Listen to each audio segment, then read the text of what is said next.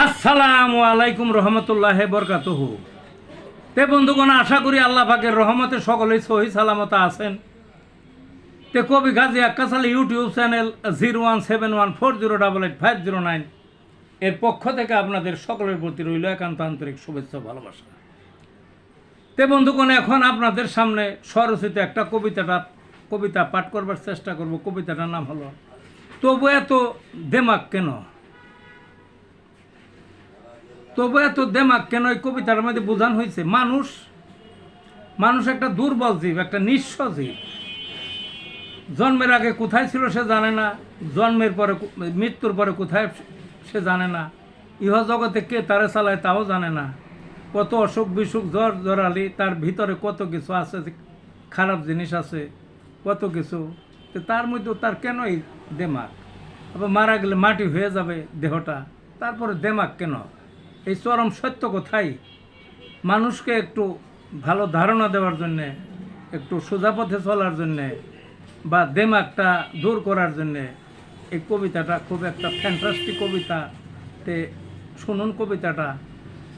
তবু এত দেমাগ কেন, মানুষ কেন দেমাগ দেখায় ভেবে পাই না দেশে। একটুখানি চিন্তা করুক কি যোগ্যতায় নিজে। জন্মের আগে কোথায় ছিল, মৃত্যু হবে কবে, মাঝখানের এই স্বল্প পথে চালাচ্ছে কে তারে। মরার পরে পচে গলে মাটি হবে শেষে, নিজে সে তো কিছুই নয়, অন্য চালায় তারে। জর্জরালি অসুখ বিসুখ লেগেই আছে ধারে, একটুখানি নিয়ম বত্যয় বিপদ চাপে ঘাড়ে। ছোট্ট এই মাটির দেহের ভেতরে কি আছে, পেটের ভেতর ঘু ভরা কেজি খানেক হবে। আধা কেজি পেশাব আছে মূত্রথলি ভরে। নাকের বষ্টি কম নয়, হিত পরে ঝরে। চোখের কাতর বলবো কি ভাই, ভরে উঠে ডলে।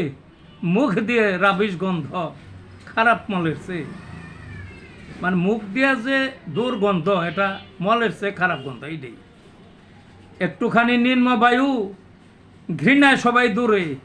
রোগ হলে ঘরে পড়া, উঠায় বসায় ধরে। এক বেলা অনাহারেই মরে মরে মরে, তবু কেন এত দেমাগ, থাকো চুপটি মেরে। এই ছিল বন্ধুগণ কবিতাটা। ভালো থাকুন।